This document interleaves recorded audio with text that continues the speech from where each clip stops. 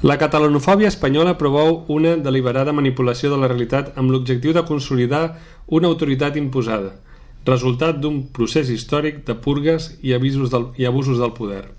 El seu fonament o base principal és, sens dubte, la manipulació de la història oficial. Així comença el llibre Catalanofòbia, una qüestió d'estat, de l'Andreu Marfull Pujades, arquitecte i urbanista i col·laborador del nostre programa Un repàs a la història, que avui el tenim aquí per presentar-nos la seva novetat editorial de cara a Sant Jordi, un llibre que podreu trobar a totes les llibreries i que és de l'editorial Llibres de l'Índex i que us recomanem fervorosament des del programa.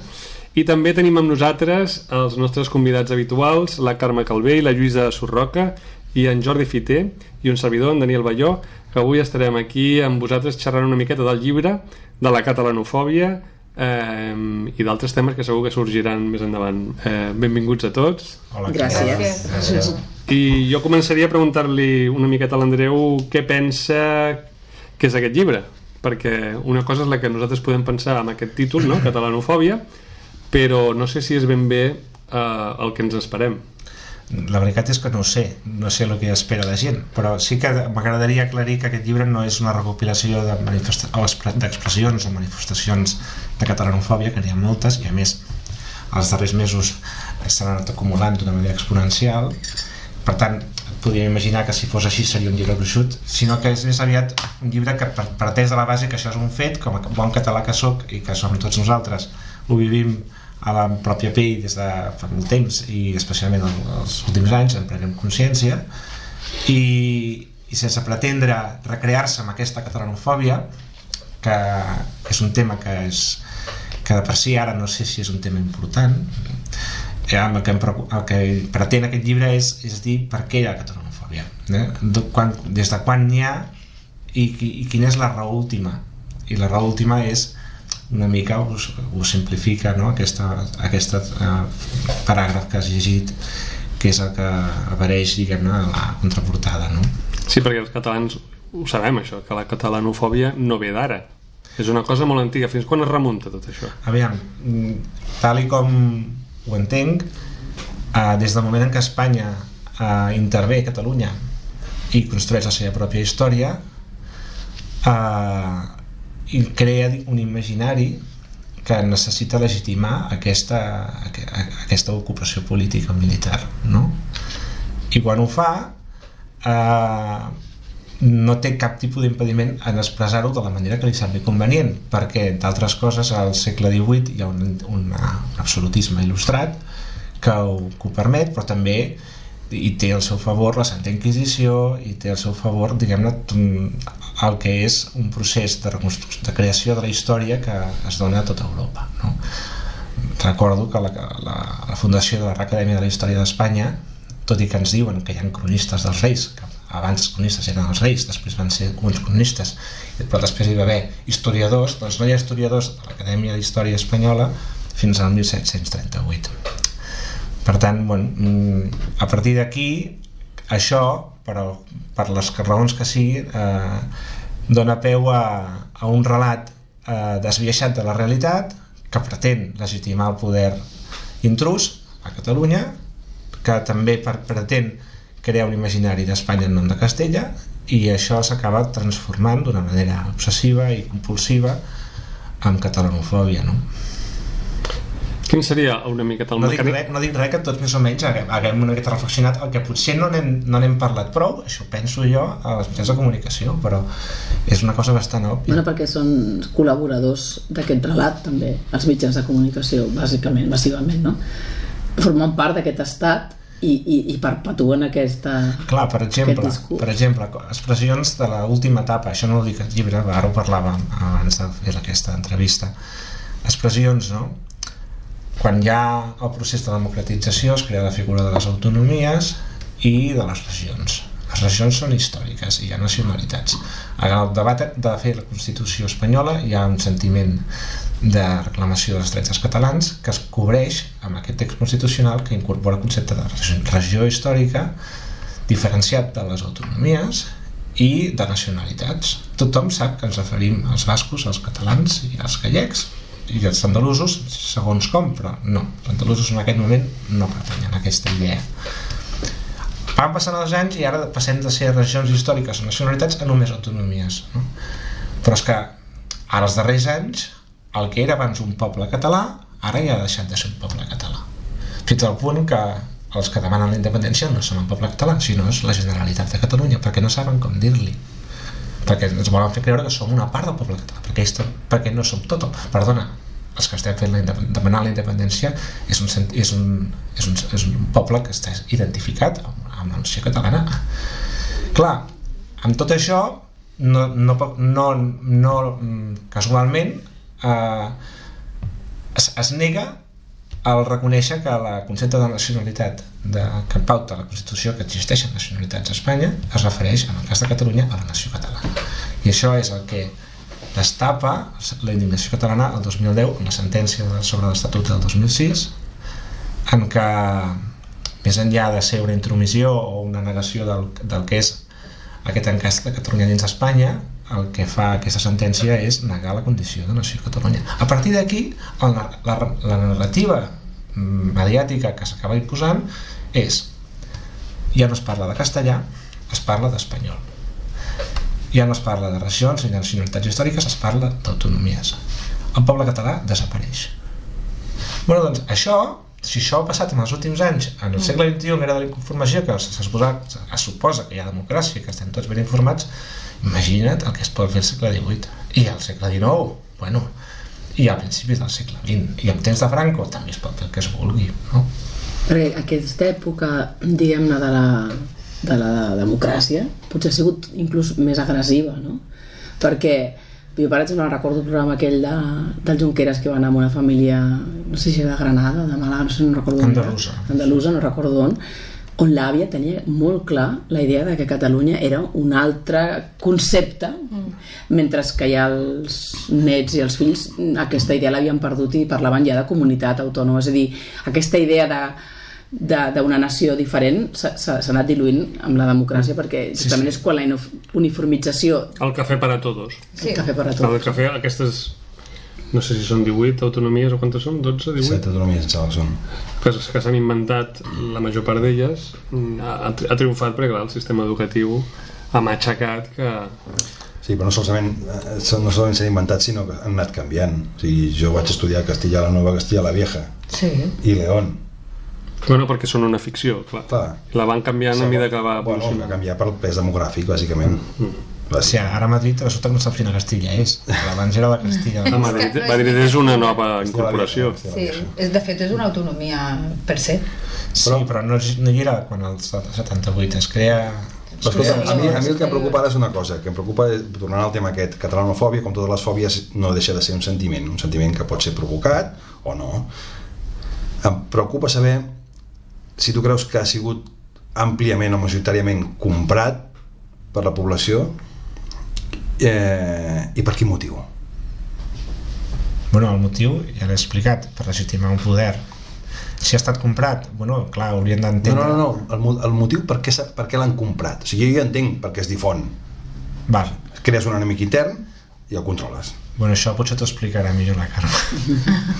Aviam, no sé, o sí que és no sabria dir-te, jo no soc psicòleg, però sí que puc entendre que clar, arran de la meva experiència pròpia com a persona, et vas fent gran, et vas adonant doncs, que ens dediquem d'una manera molt rutinària a repetir allò que ens ensenyen, no? Esclar, si en aquest relat hi ha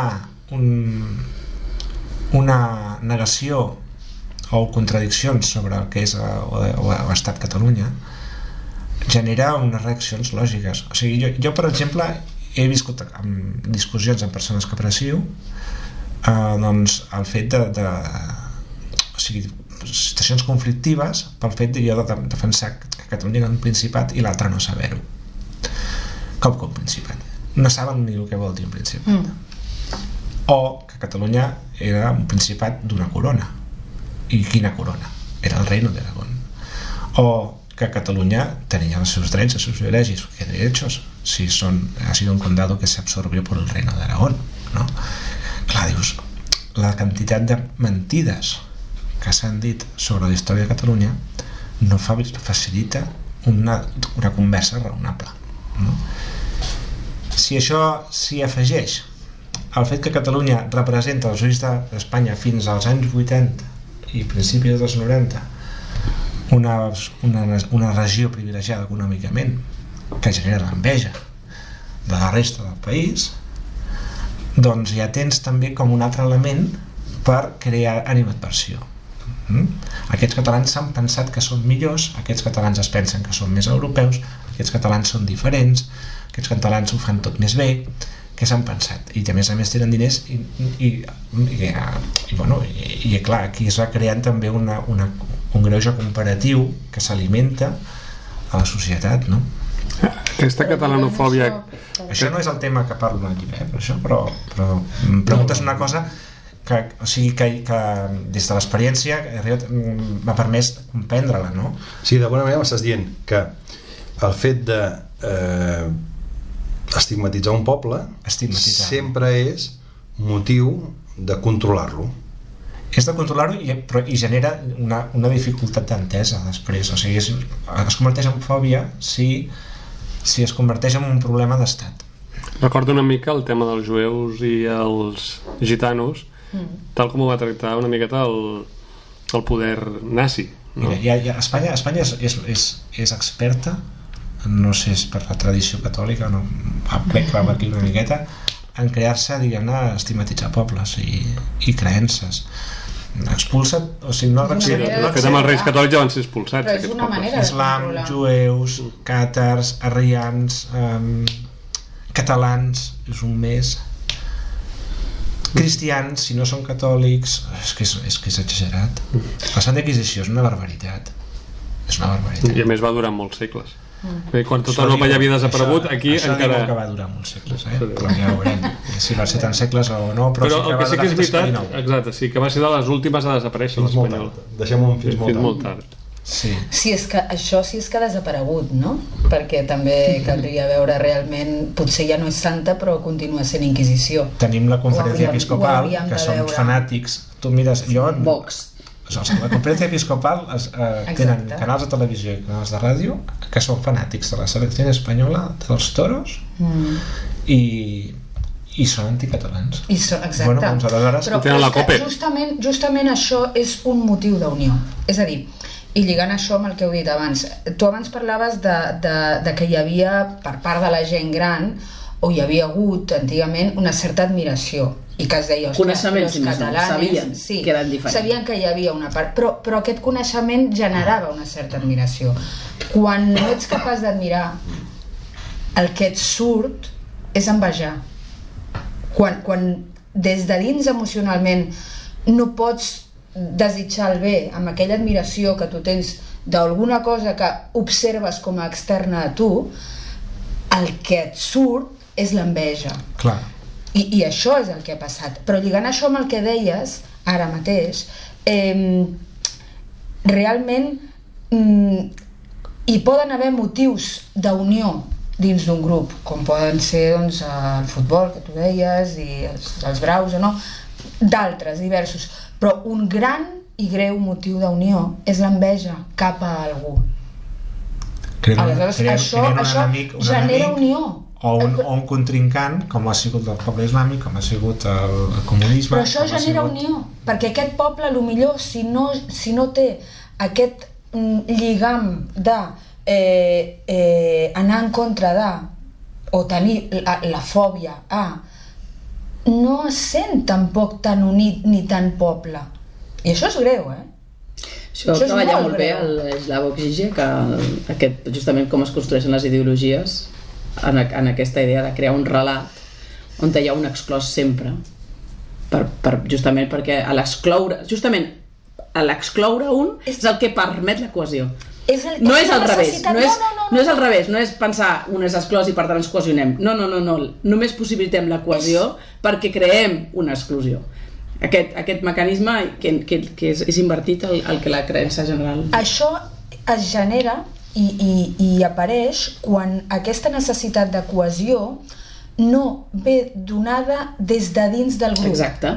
Quan la necessitat de reunió, de trobar-nos, surt de dins, perquè tenim un interès comú, perquè tenim unes aficions comunes, no necessitem trobar algú amb qui comparar-nos i dir som diferents, perquè ja hi ha un motiu d'unió que lliga.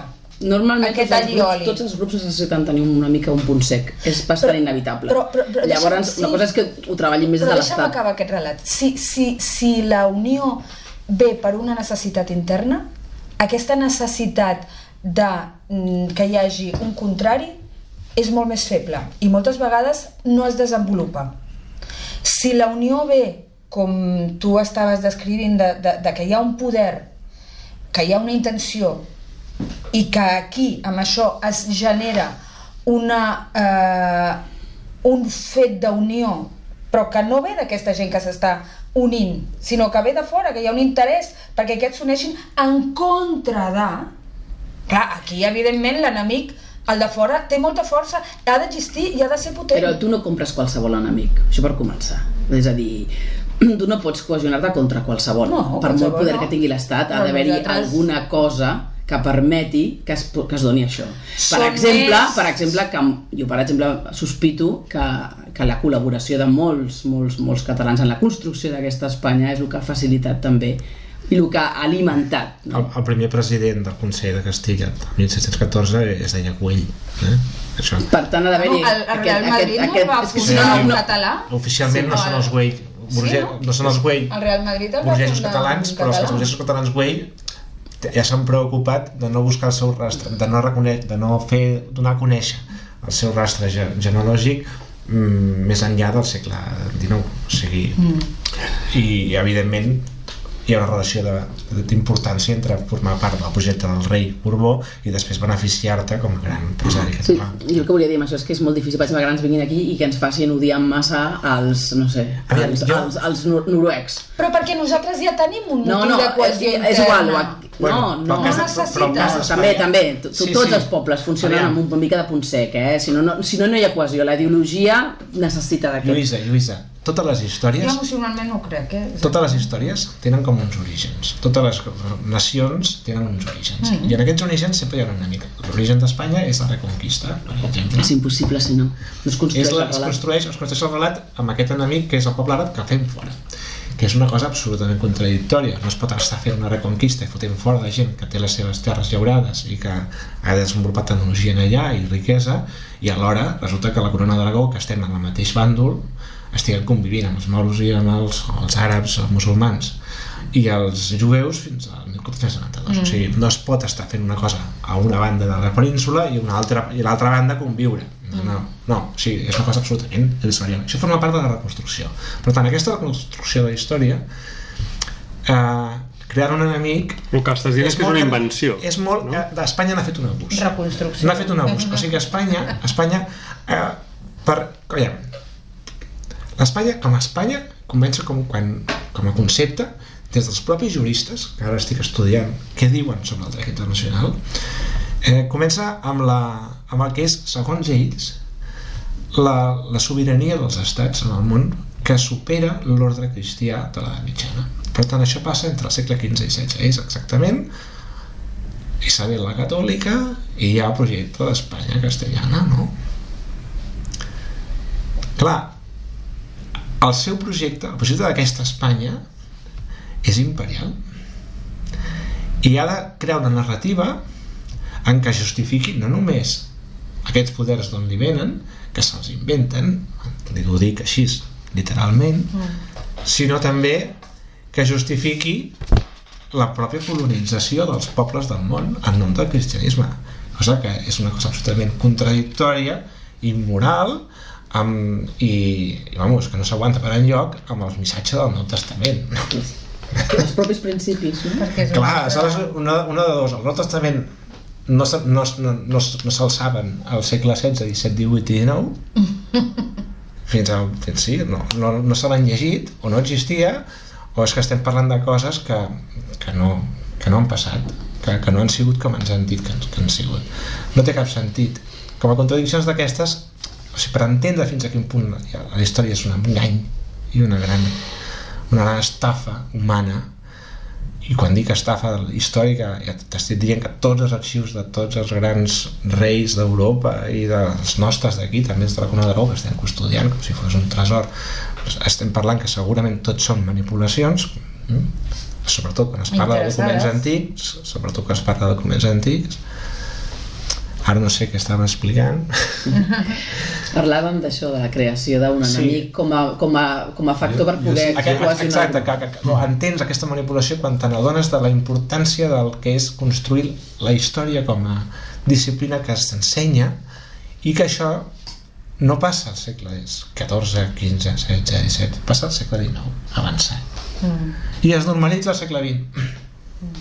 Clar, dius, abans, o sigui, fins al segle XIX no es diu hem d'ensenyar història a les persones, a la societat civil o als nostres ciutadans, no? És una cosa molt recent, i quan es fa això és quan apareixen els llibres, els mapes, o sigui, moltes vegades veiem a la Wikipedia, per internet, en els llibres dels col·legis dels nens, que ens parlen de fets i ens posen imatges al costat que ho corroboren, no? La descoberta d'Amèrica, no? Veiem un Colón al costat la foto, agenollat, emocionat, amb els dos indis al costat, amb la bandera de Castilla. Aquest quadre està finat al segle XIX, però clar, te'l foten al segle 1972. Bueno, pues que ja podem pensar que per algun motiu aquest imaginari, segons aquest quadre, es crea al segle XIX. Dius, home, així, Andreu, no, sí, es crea perquè estàs barrejant dues coses. Estàs barrejant una producció del segle XIX amb uns fets del segle XV. Bueno, jo només diré que tots els relats que tenim de la Reconquista estan escrits 500 anys després de la Reconquista. I clar, imagineu-vos algú parlant de fets que van succeir 500 anys abans del seu naixement, com que diu, i en una època en què no hi havia ni arxius ni res. O sigui, és una fal·làcia absoluta, que això, de fet, ja hi ha algun catedràtic que ha començat a denunciar.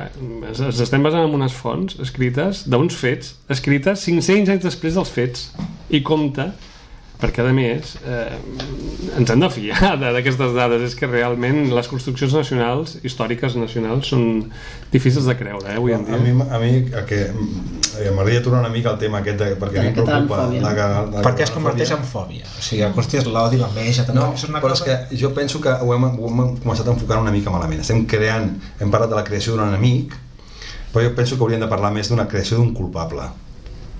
I quan tu crees un culpable, només hi ha un motiu, i és amagar el veritable culpable. No pot haver dues autories. Pot haver una altra cosa també. Què vols dir culpable? És que no et segueix. Perquè jo, per exemple, en el tema aquest, perdona, és un incís, jo sempre he pensat una mica que la relació Catalunya-Espanya és una mica la relació de la pel·lícula aquesta, o del llibre de la Patricia Highsmith, El talento de Mr. Ripley, on hi ha un que és el que realment té la vida que l'altre li usurpa. Llavors no és que sigui culpable, és que si tu has usurpat la història d'un altre, l'has de fer desaparèixer. Sí. Ràpid. Exacte. Amb això estàs dient que la història... que la gent que t'envolta es cregui la teva explicació, que no escolti la versió de l'altre. I per això has d'escriure relats de fa 500 anys que justifiquin el que tu estàs dient ara. Perquè estàs venent una cosa que no existeix i no estàs vivint el present, sinó que necessites tot aquell passat amb el qual bases el que tu vols construir en el futur. Clar. Com si el present no existís. Clar. O en aquest present manipules el passat. Quan ells agafen la idea d'Espanya, quan abans s'havia parlat de les Espanyes, per exemple, no? Tenint en compte que hi havia poders diferents, no? Lleis diferents. Quan es parla d'Espanya es crea el relat de l'imperi espanyol sobre gran part del que havia sigut l'imperi català, si el volem dir així, o el poder català, o les confederacions catalanes, digue-li com li, però els consolats de mar, per exemple, eren catalans. Eren d'aquí.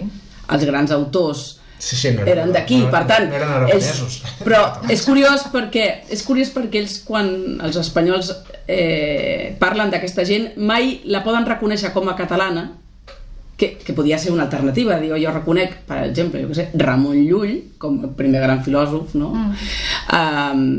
de la modernitat, no? I el reconec com a català, i després, la idea de la llengua, i després doncs, assumeixo que ara Catalunya forma part d'Espanya, però no, ells no ho han fet així, ells han agafat els que han pogut i els han castellanitzat i ens trobem amb adulteració de documents, ens trobem amb molts rastres d'aquesta adulteració, no? Coses com el Bosco o el Greco, que evidentment és una castellanització d'una paraula catalana, no? És el grec, bosc, no? Per exemple, no? Però tenim rastres d'aquests, en tenim moltíssims. Sí, però... Los Escullos, que hi ha allà al Cabo de Gata, no? Los Escullos, la playa de los Escullos, què és això, los Escullos? La Isla Grossa. La Isla Grossa, no? O gorda, a vegades ho tradueixen gros, ho tradueixen per gordo, no? La playa gorda, que dius, escolta, però això què és? És una mala traducció. Per tant, hi ha hagut una apropiació, una usurpació, per això es necessita destruir aquest. No perquè només crea un enemic, sinó també perquè si no em desmorono jo, caic jo. Sí, la història, i això no ho he desenvolupat, hauria de crear espais d'investigació dedicats a com es manipula la història. Exacte. Perquè, aviam, si vas picant portes, te n'adones que la manipulació no és una cosa que passa aquí o que passa... A tot arreu. Passa també a Anglaterra, passa també a França, passa a Itàlia, passa a molts llocs. És que aquesta contradicció que tu dius és molt interessant. O sigui, és important que aprenguem a entendre que la història doncs, és un relat. És un relat. De la mateixa manera, i ara diré coses, no sé si agradaran massa, però que s'està construint un relat mític de Catalunya. Mític de Catalunya, perquè no en tenim un raonable. Però tret d'això... Aleshores, això també és perillós, m'explico, o sigui, que, compte, no és que els catalans no estiguem immunes a aquest costum o mal costum de manipular les coses. O sigui, també tenim, potser és veritat que partim d'un altre punt de referència, no estem construint la història de la justificació de la colonització catalana del món, m'explico? Per tant, no cal dir mentides, coses lletges, coses que no s'aguanten per enlloc. Estem parlant només de la nostra dignitat, només volem construir la nostra dignitat. Si em permets una cosa, recuperar-la. És diferent el punt de partida, diguem-ne, que no és el que es troba la Real Acadèmia Espanyola. La Real Acadèmia Espanyola, a la seva, vam llegir el primer programa, vam llegir en la seva decreto o cèdula no sé què fundacional, que explicava que, clar, és important tenir l'acadèmia perquè s'han dit coses que són mentides, per tant s'han de dir les veritats. Clar, s'està dient que allò que es deia s'ho passen, ho deixen en una banda, i ara diran què és la història correcta. La història correcta és la que ella diu, la que ells diuen. Curiosament, el 1738, el mateix any, es crea l'Arxiu de la Corona d'Aragón.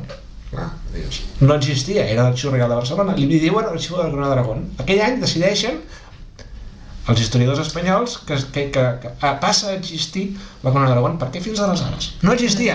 No, sí que existia, hi ha documents. Sí, però és que no me'ls crec. Tu no tens una corona i resulta que no tens res que ho demostri, ni cap mapa que digui, ens imaginem tots els mapes dels reis espanyols en què es veuen totes les banderetes de tots els seus territoris. No hi ha cap rei Corona d'Aragó que tingui el mateix. I si està en algun lloc no està en un mapa, està en un document privat que també és susceptible de ser una manipulació. Però això no forma part ni dels documents públics ni dels mapes que estan a les biblioteques del món, cap ni un.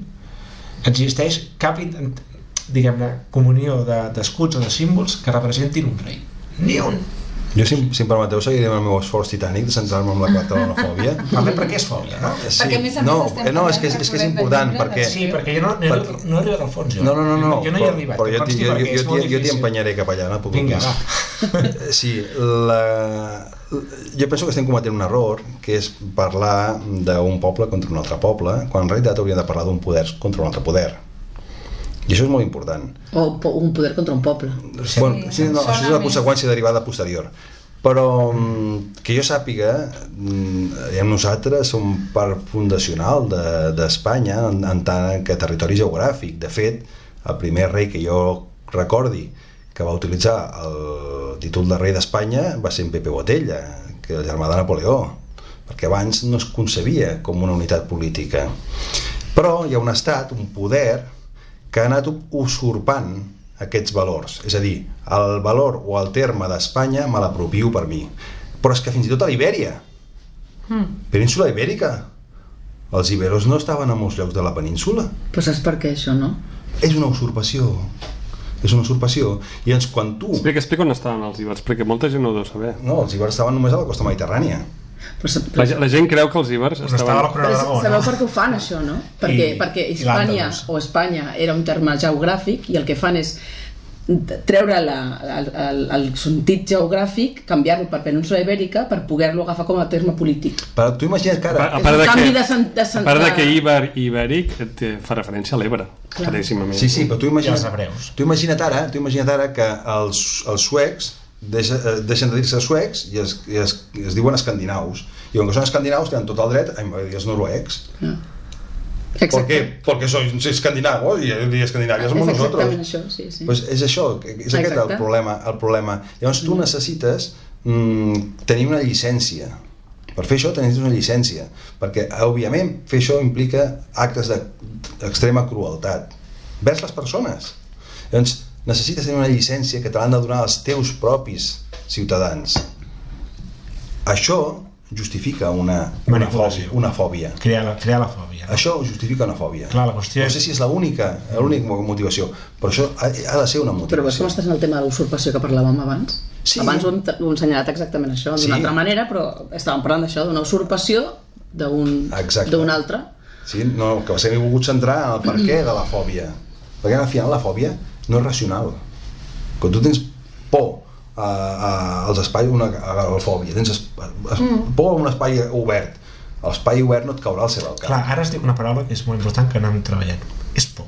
Exacte. Clar. D'això en comento en el sentit de que explico en el llibre, ho apunto, però ho apunto de puntetes, això es mereixeria un estudi psicològic, però ja que ho facin els psicòlegs, això, no? Però sí que explico que hi ha un moment a partir del qual Espanya, quan crea una mentida històrica, i a més l'exagera i la barreja amb la gran leyenda de Sant Jaime. No és Espanya, són uns determinats senyors dintre d'Espanya. Sí, però resulta... Però clar, quan trobes llibres del segle XX, que t'expliquen que Dios y Jesús delegaron San Jaime grandes glorias y proezas para la patria espanyola, dius, no, per favor, què m'estàs dient? Quan hi ha molts llibres del segle XVII i XVII i XVIII que van explicant que San Jaime vino aquí y fundó la iglesia en España, en Toledo, no? I després resulta que al segle XIX s'han dedicat a esborrar aquests llibres perquè no s'ajustaven al mite de que el cristianisme fins a Constantí no es va imposar dins l'imperi romà. O sigui, ni Constantí ni Jaume I existien, ni Sant Jaume existien amb la idea que tenim ara al segle XVIII. Vale? Podria arribar a aquesta conclusió, que sembla una miqueta fort, però és així, És que en realitat... La manipulació és molt bèstia. I hi ha una raó. Clar, això ens porta a... Bueno, però ja estem parlant, Andreu, que hi ha una manipulació tan bèstia. Clar, és possible, ja faig una pregunta que jo ja dic una resposta donada, que me la guardo per mi, després la comentarem, però la plantejo ara com a pregunta: és possible que no hi hagués història escrita al segle XVIII? Doncs sembla ser que hi ha molts motius per pensar que sí, i que tota aquesta publicació, gran base documental que està publicada en dates anteriors al segle XVIII, poden ser manipulació. Tot això ho expliques al llibre, Andreu? Això no ho explico al llibre perquè això ho explico des d'altres plataformes. Però sí que... perquè hem de recordar als nostres oients, que no sé si ho saben, que l'Andreu també és col·laborador del projecte Nova Cronologia, d'en Fomenko i en Nosovsky, i per tant qui vulgui més informació sobre altres temes que tracta l'Andreu poden dirigir-se a la web de Nova Cronologia, que es diu cronologia amb ch, cronologia.org, i allà trobaran informació de totes aquestes dades que està donant ara. Bueno, aviat sortirà publicat l'últim treball en què parlo de com hi ha una cronologia potencial, i la hipòtesi alternativa a l'oficial, en què explica que la manipulació de la història, o diguem-ne que hi ha com gairebé 2 segles de la història d'Espanya que estan inventats. Per entendre'ns, aquesta reconstrucció ens diria que tot aquest imaginari de l'imperi català, que és entre els segles XIII i XV, l'hem de posar al XV-XVII, i que la transició entre aquest imperi o aquesta expansió catalana per la Mediterrània medieval i els Borbó té lloc, és l'episodi que justifica la Guerra de Successió espanyola.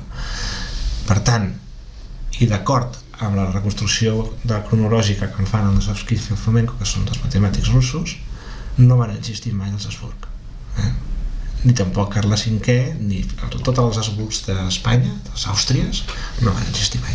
Déu-n'hi-do, perquè això que estàs dient és molt revolucionari. Bueno, ells tenen tant material que demostra això, que la prova de que estan en la raó és que qui els intenta qüestionar no se li acut posar sobre la taula els documents que estan presentant i les reconstruccions genealògiques que estan presentant els seus treballs de datació, perquè són tan concloents que no es poden negar. M'explico, aleshores diuen aquesta gent s'ha perdut l'enteniment i no hi ha més debat, no? Quan aquests russos diuen no, si no estàs d'acord, digue'm on m'he equivocat i què he fet malament, i si m'he inventat alguna cosa, explica'm què m'he inventat, no? Que hi haurà coses que et diré, mira, aquí hi ha una part que la podem parlar, però és que la major part de les evidències són inconstatables. Sí, aquesta absència de debat és la clau de tot, perquè en el fons tu abans has dit hi ha una frase que tots sabem, que és que la història l'escriuen els vencedors, i això fins i tot els historiadors ho repeteixen a les universitats, a les facultats. Castella no venç a Catalunya fins al 1714. Bueno, però a part d'això, ja està, això és la grandíssima veritat que no ens l'hem plantejada perquè ens sembla impossible que sigui així, perquè ens expliquen els Reis Catòlics una altra història, però no va vèncer ningú. O sigui, no té cap sentit que un senyor que es diu Carles, educat a Flandes, que representi el Tuïsador, poders de Borgonya, de Milà, de tot l'imperi romà germànic, de Catalunya, de la nació catalana, dels poders de Nàpols, les dignitats de l'imperi romà, les que vulguis, digui no, jo sóc emperador, però la colonització pels castellans que s'ho han currat, quan no s'han currat res mai els castellans, en la mesura en què la noblesa ni la població castellana ha estat mai representada a les estructures de poder a la corona de Castilla i Lleón. És el sense sentit, és la cosa. Mira, només hi ha una cosa equiparable a l'absurd d'aquesta història d'Espanya, és convertir el Quijote en l'emblema de l'obra mestra de la literatura castellana. O sigui, resulta que un llibre que és una denúncia clara de la Santa Inquisició i els poders nobiliaris d'Espanya que no tenen cap mena de sostén cultural ni de...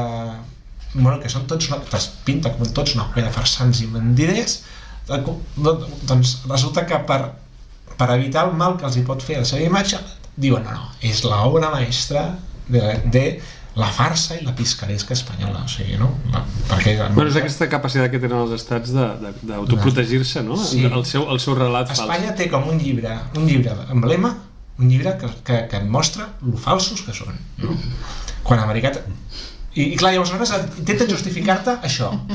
T'intenten justificar... Quan diu lo falsos dic aquest poder eclesiàstic i nobiliari espanyol, Quan et diuen... O sigui... Després t'intenten justificar. Mira tu, que maestro, tu. Tot qualsevol cosa que està escrita allà és recollida. És un llibre que costa molt de llegir, que té un doble i triple sentit, que la seva lectura no ha de ser mai la que t'expliquen a les universitats, però és que hi ha experts que són glorificats, que se'ls donen càtedres, que estan a la Universitat de Juan Carlos, que estan a la Universitat Pontificia, això està a Madrid, que pagaven títols, vols dir? Màsters. Quan tu expliques mira el Cervantes, tu, que bé, que bo que era el Quijote, quina obra més bona, o sigui, els hi va fer tan mal que la manera d'esquivar-ho va ser convertir-lo en el seu nom. Negació de l'evidència. Però clar, fent-ho han creat aquesta paradoxa històrica, doncs que no tenen realment que s'exposen a l'opinió pública d'una crítica del segle XXI com realment el que són uns farsants. Però jo anava més a l'àmbit general. El que volia dir és com podent acceptar tots dintre del món acadèmic que la història l'escriuen els vencedors, com pot ser que a dia d'avui a la pròpia historiografia, a la pròpia acadèmia, no hi hagi unes assignatures, unes disciplines que precisament estudien la manipulació de la història. És a dir, veieu la contradicció, no? Jo dic, la història l'escriuen els vencedors, ok, però jo agafo i no només l'accepto, sinó que la repeteixo com un lloro. I si no la repeteixes, suspens. I clar, si no proves i et fas repetir curs... És molt fàcil d'entendre. Qui sosté i manté econòmicament l'acadèmia? Exacte, és que aquest és el final on vas a parar. Aviam, com es diuen les acadèmies d'Espanya? Les acadèmies de l'Estado. Reales acadèmies. Real. Totes les acadèmies han de parlar bien del rei i de la història d'Espanya.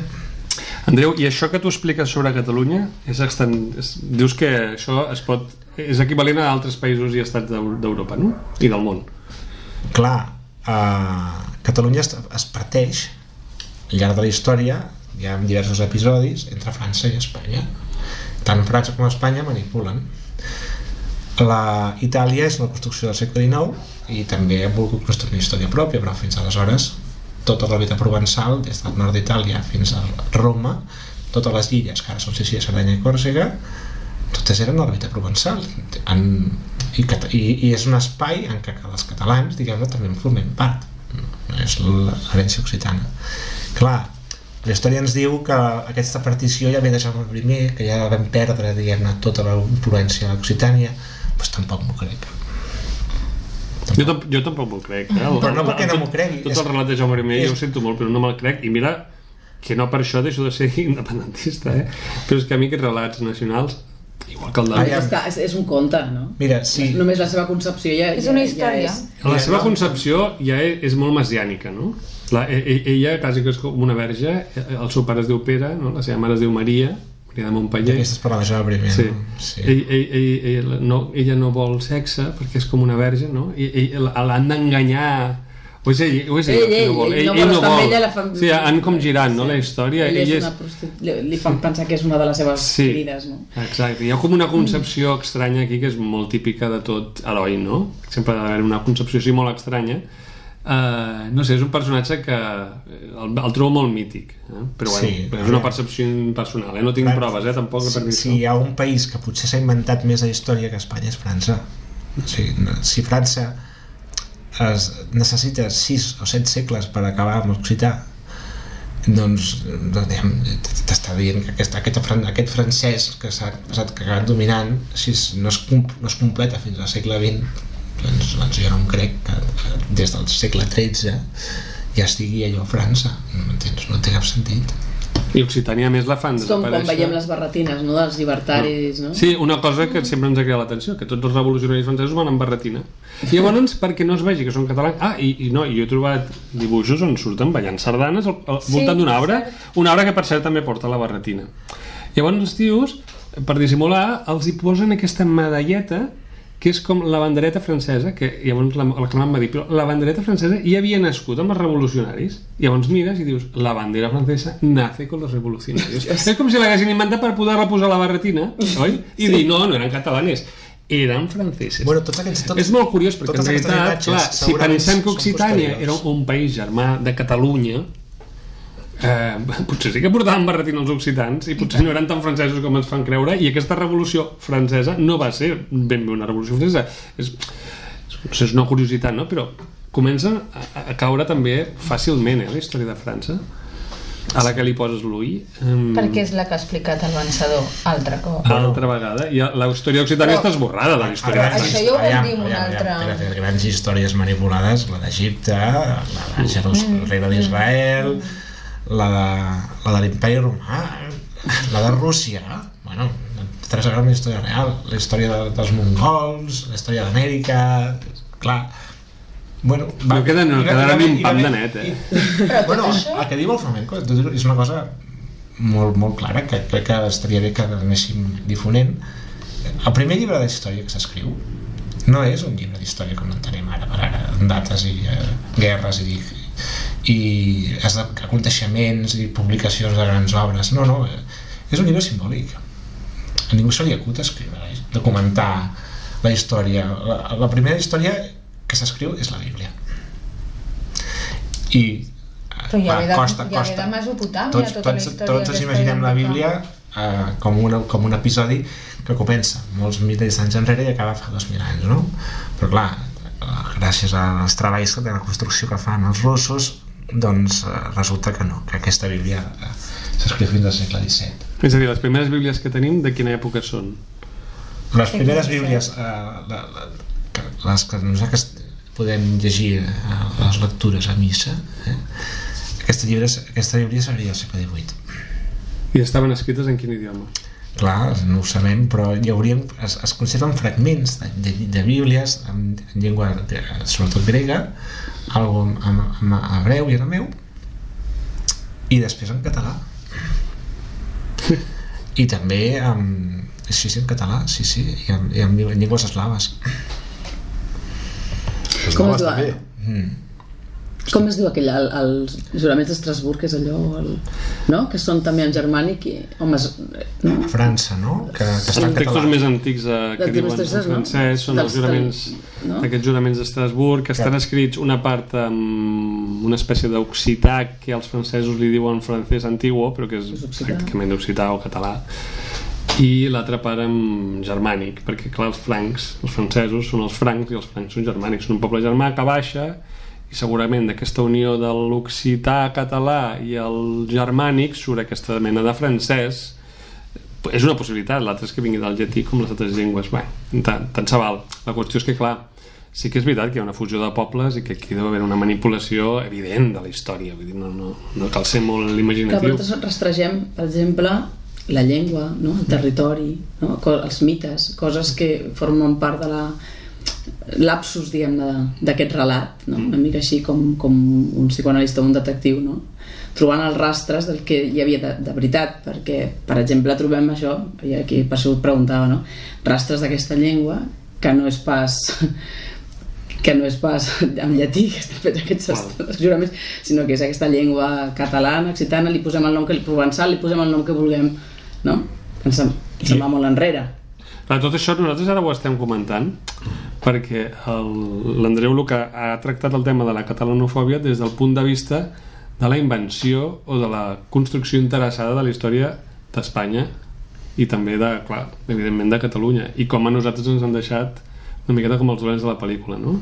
I per això Espanya ha adoctrinat d'alguna manera adoctrinat d'una manera a la seva gent, d'una manera molt bèstia, i ha reprimit. Clar, perquè si tu realment tens un poder que et ve legitimat per la teva pròpia història, no necessites ser tan agressiu amb els altres. Clar que no. Aquesta agressivitat tan gran és la mostra d'aquesta reprimint ve de la por. L'agressivitat... Una cosa molt important s'està reprimint i amagant, perquè si no has de ser tan agressiu. Aquesta agressivitat ve de la por. Hi havia un constitucionalista basc que explicava que la diferència entre nació i estat és que una nació es construeix al voltant d'una llengua i que necessita X anys, X segles per poder-se constituir. És una miqueta allò que tu deies, una miqueta la construcció nacional més natural. En canvi l'estat neix en un dia, fruit d'una boda, d'una invasió militar, d'un pacte, d'un acord. Bueno, hi ha 1000 maneres en què pot néixer un estat. Neix un dia i igual mor un dia, és molt fàcil acabar amb un estat mor un dia, arriben a un altre acord, pum pam pum, allò canvia de nom, s'ha acabat. Bueno, quants estats han nascut i han mort en un dia? En canvi, una nació és molt difícil. Eliminar una nació és molt difícil perquè és eliminar tota una cultura. I en aquest sentit potser sí que és una mica el que ja deies, no? Espanya és un estat que neix al bueno, no sabem quan neix, però en tot cas és una construcció més aviat artificial, i per això d'aquí aquestes pors i aquestes necessitats de construir aquest adversari o aquest enemic comú. Espanya està alimentant l'idea des de fa molt de temps de que Espanya com a estat modern neix al segle XVI, finals amb la reina Isabel, i ho fa en nom de Castella, quan això el sentit comú en diu que només és possible a partir de Felip V, que és quan s'imposa el castellà i quan les estructures de poder són les castellanes, no? Espanya el que ha fet ha sigut ha adoctrinat, igual que ha adoctrinat Anglaterra, igual que ha adoctrinat França, igual que ha adoctrinat Itàlia, igual que ha adoctrinat Rússia, totes les històries d'aquests estats que tenim ara, que s'expliquen d'aquella manera. En alguns llocs seran més crítics, en altres no tants, no? En altres no tenen ni tan sols història escrita, el tenen la que els han escrit els altres, digues estats postcolonials, no? Clar, el que ha fet Espanya és construir una història sense sentit. Aquest és el seu error. És el seu error. I abans parlàvem, com pot ser que la gent s'ho cregui? Massa prepotent. Jo també m'he cregut durant molt temps, he trobat lògic que l'imperi espanyol es fes el nom de Castella, i ara me n'adono de com pot ser que estigui jo creient això quan no té cap sentit. No té cap sentit que vulguis fer un imperi i que diguis que els drets els tenen els castellans quan els castellans no estan reconeguts com a poble, ni com a estaments nobiliaris, ni com a estament eclesiàstic, tal com sí que estan reconeguts aquí i a la resta d'Europa, ¿no? Després hi ha l'altra gran evidència, si tantas colonias tuvimos, ¿por qué el dinero se fue a los Países Bajos? O se fue a Alemania, o se fue a Italia? O sigui, aquí hi ha una història que no cola, és que no cola, no s'aguanta per enlloc. Diuen que va ser perquè echaron a los judíos. És Tienen que indignant. controlar el dinero, ¿no? Los judíos controlaban el dinero, al echarlo se perdió el dinero. Però llavors són tontos. Home, a veure. Perquè si fora els que tenen els aquí diners... entrem en una nova categoria. Aquí entrem en una nova categoria. Som intel·ligents. O sigui, Espanya els ibèrics en general i especialment a les Espanyes, aquest seria un altre tema. Clar, però això amb un esperit constructiu acabo dient al llibre que el dia que s'explica la història tal com va ser ja la catalanofòbia deixarà de tenir sentit. Però clar, això els costarà acceptar-ho a tots aquells patriotes que noms d'Espanya que tenen tot el dret de sentir-se orgullosos de tenir una nació, però clar, també és veritat que costa molt, doncs quan tu t'has creat un imaginari que l'has compartit, que forma part de la teva cultura, que et digui, no, és que faci una invenció.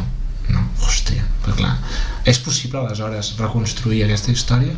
Jo dic que és necessari, possible, no ho sé, però està tan mal escrita que el primer que la reconstrueixi i que se'n surti serà molt benvinguda. De totes formes, no cal tampoc anar-nos a la idea de que tota la història està falsejada, perquè hi haurà molta gent que no compartirà això, però sí que podem veure que està infatuada, està inflada. Això sí que és evident per qualsevol persona que llegeixi, pot veure que la història d'Espanya, el gran imperi, tot això que venen no s'aguanta. Dintre, sí, inclús fent cas als seus propis documents, fent cas a la seva pròpia història, te'n dones compte que... I és una mica... Sí, però una mica que està passant ara, també. Ja va haver un militar que va dir jo no em puc creure la reconquista que va ser de nord a sud, perquè qualsevol militar sap que t'estàs menjant totes les cordilleres. Si va haver-hi alguna mena de reconquista va ser de dreta a esquerra, perquè llavors agafes els camins naturals i no has d'anar pujant i baixant muntanyes com un boig. Per tant, la reconquista de dalt a baix no té cap mena de sentit a nivell militar. Això ho va dir un militar, vull dir que és el que tu deies, quan t'inventes una narració... La reconquista no dura 20 segles, m'explico. No pot ser que la colonització d'Amèrica duri un segle o dos i en canvi baixar fins a Andalusia duri 8. No, l'ocupació dels àrabs va durar 6 anys. Van arribar fins a Poitiers amb 6 anys. Penseu una cosa, exacte, els àrabs arriben a Poitiers amb 6 anys i els cristians tiren 800 anys per recuperar aquest territori. No té cap mena de sentit, i més quan és un territori que a més diu la mateixa història, perquè això és el que es diu de Castilla, que era el territori més despoblado i pobre d'Europa fins a la reina Juana la Loca, que clar, i ho segueix sent a dia d'avui dit per la Unió Europea. Va vendre les joies perquè l'home anés a Amèrica i després resulta que tenia els diners per envair el món, m'explico? Exacte. I això t'ho expliquen els llibres de l'escola d'avui en dia, del 2018. És que els diners no cal que els tinguis, només en què diguis que els tens n'hi ha prou, normalment. Però ja està. Però sí que vull fer nota d'una cosa, i és que aquesta alimentació de la catalanofòbia s'entén molt bé quan tu veus que en el segle XVIII encara hi havia les lleis d'estrangeria per les quals un català no podia formar part de l'administració de Castella. Si això és així, el concepte d'Espanya com a estat no existia. És això que estem dient. No existia, de cap de les maneres. Ja, però això ho corrobora completament. Clar. Això s'ho va carregar als tractats de Nova Planta, on van permetre que hi haguessin aquí funcionaris, membres de l'administració, controlats per castellans. Això no havia passat mai abans. Ningú podria governar al Principat si no era català. Sí, però això es trenca al segle XVIII. Sí. Fins aleshores Catalunya era sobirana i tenia autogovern, literal.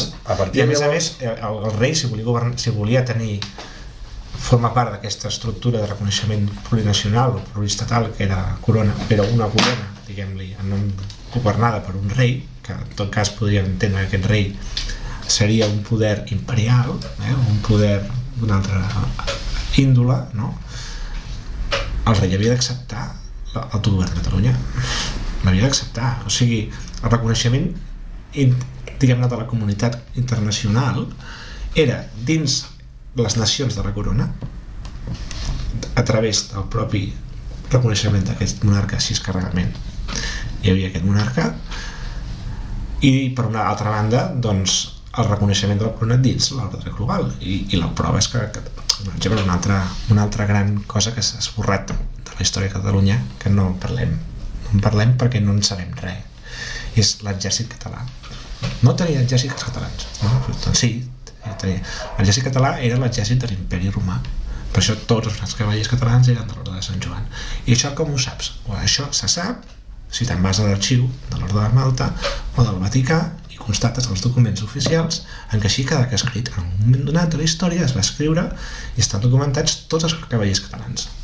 De la mateixa manera que estan la resta de cavallers de tots els regnes de la corona i també els cavallers d'Espanya. Estàs dient que hi ha una fusió entre la història de Roma i la història de Catalunya? Hi ha una fusió, i no hi ha cap llibre publicat, ni cap investigació feta oficialment reconeguda que expliqui fins a quin punt Catalunya liderava l'exèrcit de l'Orde de Sant Joan dins dels territoris de l'Europa Occidental. I aquesta feina doncs em consta que està feta, però que no es vol publicar. Passa que tot això... I es publicarà, perquè algun dia es publicarà. I tant. Per tant, Catalunya era l'exèrcit, tenia un exèrcit, era com si les seves tropes fossin de l'OTAN. M'explico? Perquè ens entenguem, no? L'OTAN seria l'Orde de Sant Joan. Escolta, Andreu, jo t'animo que el facis tu, perquè clar, ara estem parlant de coses que la gent quan vulgui més informació no sé si realment... És que no puc fer-lo jo. Avui en dia només el pot fer el papa, que té accés a aquests documents, o el rei. Però llavors sabem. O algú que estigui en un estatus d'autoritat dinàstica equivalent al del rei i pugui tenir accés a aquests documents. Llavors això que tu estàs dient són intuïcions, perquè tu no has pogut tenir accés a tots aquests. Jo he vist aquest llibre. I com pot ser que l'hagis vist? L'he vist fet per una persona i em consta que no s'ha pogut publicar, tot i que ho he intentat. És que tot això que expliques és fascinant és al·lucinant i molt misteriós. Clar, aleshores, què dic? Les fuentes secretes d'Andreu. Què dic en el llibre? En el llibre ho comento per sobre i pot crear perplexitat i pots pensar quin llibre que està dient, aquest està inventant coses i no ho demostra. Clar, ja m'agradaria demostrar-ho, però també és veritat que he fugit d'escriure a la línia acadèmica. Soc doctor i sé com s'escriu una línia acadèmica, tot s'ha d'estar referenciat, però és que si hagués de referenciar-ho tot em sortiria una enciclopèdia i no ho vull. Jo vull un llibret que quedi clar aquest missatge. I el missatge al final deixo entendre en aquest llibre doncs, que hi ha un imperi romà, que és el que diu Espanya que era l'imperio medieval cristiano, en el que Catalunya participa i és protagonista. Per això el primer rei de l'Orde del Temple de Salomó és un rei comte català. Per això el primer... Això sí que hi ha proves, El primer regne i territori de l'ordre papal del Temple de Jerusalem i de Sant Joan és en nom del comte de Barcelona. O sigui, no només construeix Catalunya un sistema jurídic, un sistema parlamentari en la gènesi de les nacions d'Europa, que construeix, després acaba construint Espanya, sinó que forma part d'un projecte que acaba construint Espanya, Portugal, Itàlia i França. I però, per damunt d'aquest projecte, Catalunya lidera un projecte que és el projecte del Papa de Roma. Vale? Hi ha un moment en què la història ens diu que el poble àrab ocupa Constantinoble i s'acaba l'Imperi Romà. Curiosament, quan això passa, apareix l'Imperi Espanyol. Doncs pel camí, aquest poder se'n va aquí, ve aquí, és el que deixo anar. Això és un treball que s'ha de desenvolupar, però que crec que fins que no ho fem entre tots, per molt que ho vulgui fer jo, o que ja n'hagi fet una versió, no és suficient, evidentment, doncs però sí que té sentit.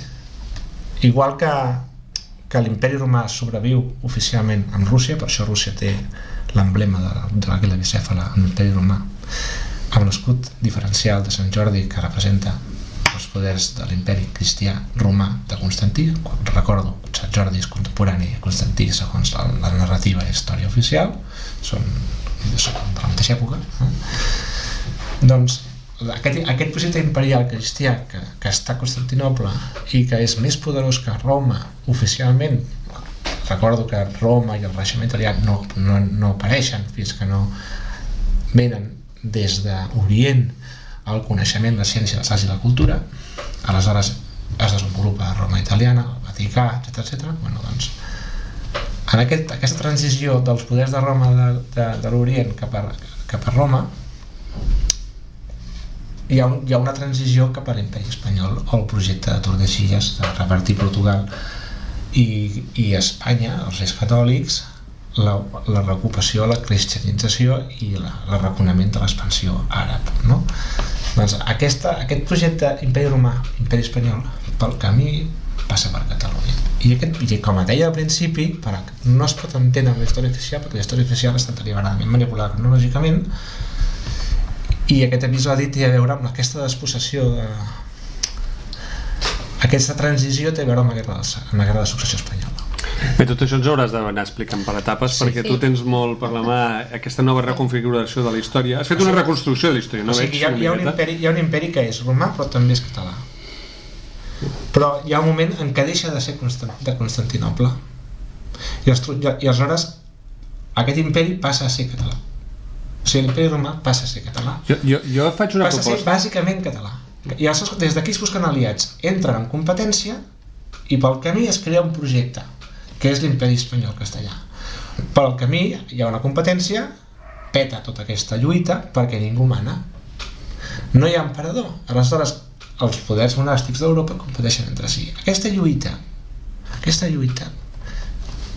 té molt de sentit en la guerra de successió espanyola, perquè no sabem la història, ens ensenyen la guerra de successió espanyola, però és que la guerra de successió espanyola no s'acaba amb 1614, sinó que continua a Itàlia i a tota Europa, i fins als anys 1719-1720, fins als 1725, no es configura l'ordre de les potències europees tal com les entenem avui en dia. Els privilegis i el repartiment de les rutes i de les colònies i del projecte colonial europeu.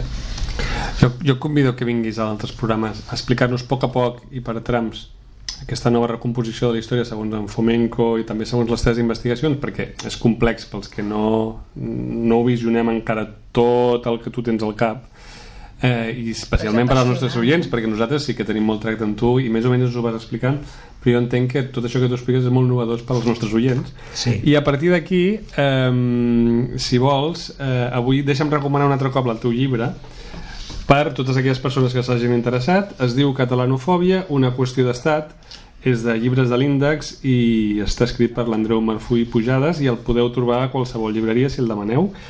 I no sé si volíeu afegir alguna coseta més abans d'acabar, perquè portem una hora i escaig de programa i no sé si és bo allargar-ho tant quan estem introduint tants temes nous que poden ser una mica fer un garbuig als nostres oients. I que per nosaltres no són tan nous, però nosaltres no són tan nous, però pels nostres oients a vegades sí. No, l'Andreu ens ho ha explicat a nosaltres moltes vegades. Nosaltres tenim... També aquesta vegada el que hem intentat explicar és que hi ha hagut una manipulació de la història i crec que ha quedat bastant clar. Sí, deixa aquest missatge. La catalanofòbia n'és... Jo és que ara estava escoltant-vos i m'estava venint una idea al cap senzilla, molt simple, i és que si Espanya fos fruit d'una cristal·lització, bàsicament seria un procés assimilatiu paulatiu, però seria així. Voluntari. Sí, però el problema és que es parteix de models molt diferents. Vull dir, jo ja estudiava de petit allò del minifundio, el latifundio, d'aquestes històries, i es partia de models diferents. I això és impossible llavors amb una unitat legislativa comú a tots, perquè no seria... No, és un altre dret. Això no et permet assimilar-te, vull dir, tu no pots ni assimilar-te, en aquell moment no es va poder ni assimilar-se, ni pots apostatar, perquè d'alguna altra manera ells necessitaven aquesta dualitat, i per mantenir aquesta dualitat conjunta has de crear un relat de bons i dolents. Aquesta fòbia. I això és una fòbia. Clar, quan no arriba el sentit comú ni la lògica racional crítica, es creen imaginaris. Jo també faria un apunt. La manipulació l'estem veient ara en directe i estem veient com estan els diaris tergiversant fets que tots amb els nostres ulls estem veient i ho estan fent. Doncs només cal fer una mica l'exercici de pensar que finalment derroten el moviment independentista, guanyen, i d'aquí 100 anys algú ha d'escriure la història basant-se amb els documents i les televisions espanyoles. Per tant, exactament això que ho estem veient ara, doncs és el que devia passar en altres moments, no? Però sí, ho fan compulsió. I ho segueixen fent, vull dir, perquè no poden fer-ho d'una altra manera, perquè és una estructura... Creieu que si... Clar, Espanya no s'aguanta per enlloc com a legat històrica. I aquest voler insistir-hi és com una cagada rere l'altra, que cada cop cau més, ho fem més cada vegada, arribarà a un punt que aquesta consciència que estem tenint aquí a aquesta taula s'eixamplarà, tant de bo s'eixampli. El que passa és que també hem de pensar que aquesta consciència, que com tu dius tenim aquesta taula i es va eixamplant, jo penso que aquí sí que es va eixamplant, perquè aquí hi ha una evidència, com deia la Carme fa un moment, no? Hi ha una evidència del que està passant i del relat de com s'està transmetent el que està passant, i nosaltres veiem molt obvi que és fals el que la premsa diu, perquè estem veient en present i en directe que no passa el que diuen que passa, però això no passa a tot arreu, perquè en aquesta Espanya que nosaltres estem parlant, que és la que del minifundi i el latifundi que tu explicaves, que tots hem crescut amb això, i tota la història que tu deies que ens han explicat al llarg de la nostra... Des que hem anat a escola, que ens han explicat una història escrita, amb ells també els hi han explicat un relat. I els hi han explicat un relat d'avançador, i això també ho han de... Però aviam, Jordi, això també ho han de reestructurar ells, i si a nosaltres, des d'aquí, que tenim l'opció de veure que passa una cosa i ens en diuen una altra, i amb ells que no veuen el que passa, només els hi diuen que passa allò que no està passant, els hi costa molt més. Per tant, anem a pocs, perquè no els hi pot ser senzill. Abans els catalans éramos tacaños i ara somos violentos. O sigui, que si ara no som violentos, segurament abans érem tot el contrari de tacaños, perquè ara som tot el contrari de violentos. Jo mai m'he considerat tacanya, i la gent que em coneix de fora de Catalunya diu... Es diu garrepa. Jo vull dir perquè ho estava dient en castellà. Però jo el que volia posar en evidència és això, és que si ara s'està fent impunament, doncs la història ja podem donar per sentat que s'ha fet impunament el relat també. Però això dona una altra pregunta. Ja està, això ja mateix ja desautoritza. Mira, jo vull dir-vos una cosa que... Com ho encaixen? Si aquí ja és difícil d'encaixar tot el que s'està dient. Et donaré una explicació. Perquè un imperi ha d'anar apretant i acabarà apretant els seus també. Tens raó, Lluïsa. No es pot crear la narrativa de que Espanya s'ha inventat la història. No és suficient. Però el que estic dient aquí és més interessant, perquè això realment hi ha una part de la comunitat de la història alternativa que s'està reconstruint a Catalunya que està apuntant en aquesta direcció. Espanya ha manipulat, ens enganya i s'ha apoderat d'uns poders que li havien donats pels catalans, d'acord? Clar, hi ha una part d'això que jo també dic que és veritat, però clar, també estem dient una altra cosa, que això també hauria de fer pensar en aquesta narrativa catalana que està emergent, és que, compte, no és que Espanya s'inventés la història, és que se la va inventar el Papa de Roma, el Sacre Imperi, Rússia, el poder. Clar, si tu expliques, o sigui, potser que el que crec que té de valor d'aquesta idea, que està argumentada i justificada al meu entendre per moltíssimes evidències, és que no busca l'enemic que és Espanya. O sigui, no estem caient en allò que ara estem criticant, sinó que estem traslladant-ho a un problema més greu i més estructural, que ja ens allibera tots de si som bons o dolents. És Europa s'ha inventat la història i l'ha imposada, i dius, home, té sentit? Doncs mira, té molt de sentit que vulguis colonitzar el món, que tothom sigui cristià i que t'inventis una història que ho expliqui. I què vols que et digui? Té un sentit total. I creieu que els catalans ho tenim millor per haver descobert això? Pel fet de que som un poble que ens han esborrat la nostra història, que ara quan la recuperem desconfiem de la història que ens ha construït el nostre enemic? És a dir, el català potser té aquest avantatge de que tots francès t'han explicat la teva història des de petit, et quadra tot, t'encaixa tot, és perfecte, no la qüestiones, però els catalans... Però no hem de crear l'enemic que és que jo crec que l'interessant és entendre que és una qüestió de poder. Això és el que estàs dient. I com nosaltres no tenim poder... Però no només això, sinó que el poder crea relats i per tant no parlaria d'enemics, sinó que en un moment donat doncs, la història ha funcionat així i el poder ha intentat, però com que aquest relat s'ha hagut de construir a costa d'alguna molt important, que és l'estructura de les persones que està donada, del pensament que està donada per la llengua, per exemple, i eliminant unes lleis, és a dir, una forma de convivència. Per això hi ha pobles que estan resistint, no només nosaltres, també es dona a Amèrica, les comunitats indígenes que tampoc consideren que hagin de perdre, o Àfrica, és a dir, és una qüestió de canviar el concepte de com s'han d'organitzar als territoris, sí, per via des de dalt cap baix o des del propi poble cap a dalt, i nosaltres d'alguna manera estem tapant això. Arreglarem aquesta història quan arreglem el món, t'ho dic en sèrio. Llavors va per allà, això va dir Bill Clinton, de fet això es fa d'un dia per l'altre, això es fa d'un dia per l'altre, amb un tractat, amb un acord, quan tot peta, no em preocupis que la gent es posa sobre la taula i ordena les coses perquè tant que funcioni l'economia es fan miracles, també canviar l'ordre global.